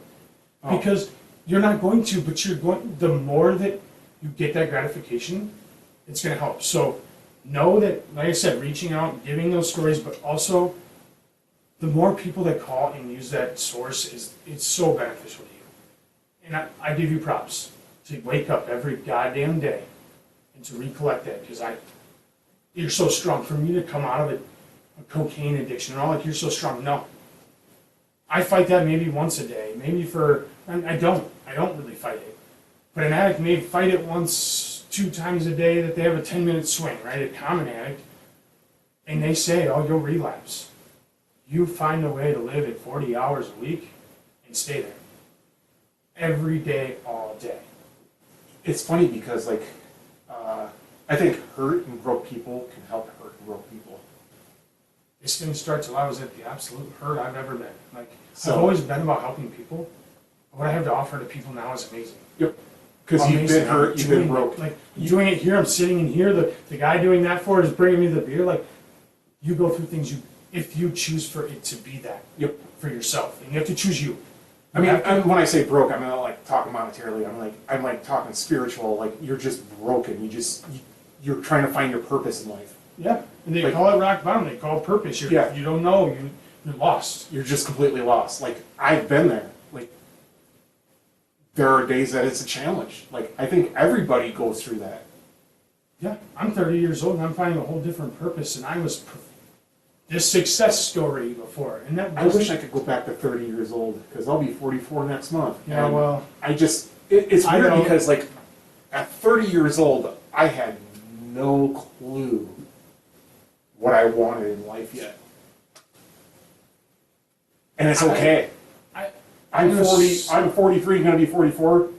There are I still days that I don't know. still question what the heck What's is the it that I answer? want. Is it you want that as a career? Is it when you are on your deathbed that you want to feel you did in life? Is it that question is so broad of what you want to do with your life?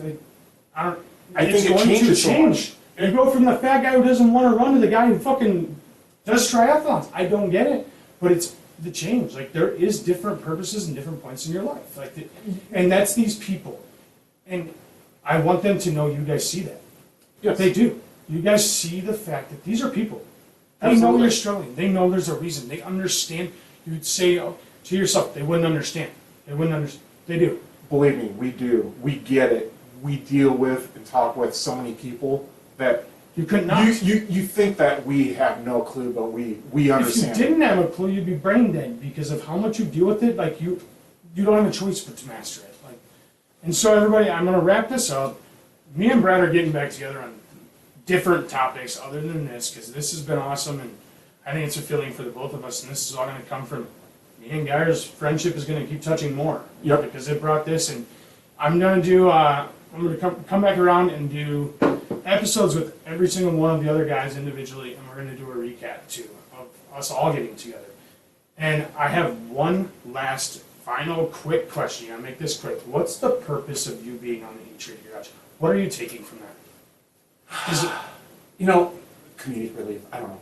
There we go. Nope, that's it. No, that's your answer. I like the goofball, I guess, because I can do.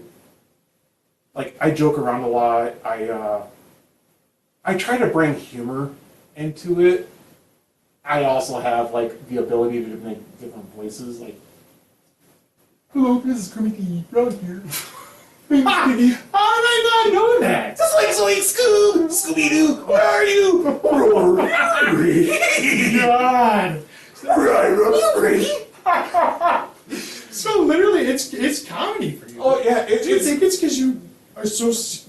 I have to be so serious all the time. Like, it's a part of, like, everybody that knows me very well knows that, like, I'm like a giant You comedian. can let go. I kind of like put down my guard a little bit. And There's I, something like, I couldn't stop saying about you it's such a real raw thing that Yeah. we have there. Because we've talked about a little of everything, like some of the hardest subjects that you could ever talk about, from life, death, suicide, me dying, yeah. riots, yeah. your life events, But like you know what people said about that episode? Your guys is just crazy, and I love it because literally everybody. I've never laughed so hard, cried so hard. It goes so many ways because you're all taking a different purpose, right? right. But you're getting so much fulfillment. And I wanted your answer of directly what your most important thing you were taking was. And So it is for the- me, it's more of I get that release where I can kind of be like the funny, goofy guy. You that can I lighten am. any mood. Oh yeah, But you can get as I try serious to. as you need to. I can be dead serious. You when can I get the need- mushy guy crying in my podcast studio right now. Yeah. Like you can, but you can just go to those voices. Like, but for me, we did the Patreon. Yep. Did you know? I mean, the whole time I couldn't stop cracking jokes, and I fixated on this thing I was saying, Yep. and it just kept going and going. Everyone's laughing their ass off, but we know I knew and they knew I should stop saying it, but we can't. Like, and it ended up being 7 minutes. Yeah, they cut out 7 minutes of me talking about this, and it was just because I had to lighten that mood back up. So Yep. I just got done going through. I addressed things in that I hadn't addressed because I got deep in a long time, and that needed to come back. And I want.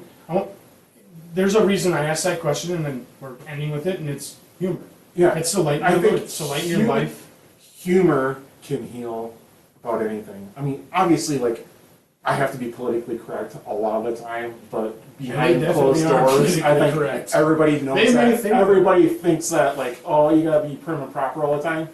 Yeah, I mean, there is a point in time that you have to be, but like when you're amongst friends and whatnot, like the dark humor, like one of my, like, you ever seen Cyanide and Happiness, the cartoon? Uh-uh. Oh my god. I wish we could get him in here because we're gonna. I wish we could go back to this. Last night, the talk at my table after the seriousness that's been going around, I had to walk out of the kitchen and say, I told him, I said, I can't say, I just want to go home anymore. Like, you get out of my kitchen. Like, it got so humorous. So, like that cartoon, there is a specific cartoon of it's like two stick figure cops at a accident scene. The one officer looks at the other one, he's like, hey, check out that piece of ass. And it's got a picture of the guy's literal ass laying on the concrete about 10 feet away from the body. Like, I have that dark sense of humor. It's messed up.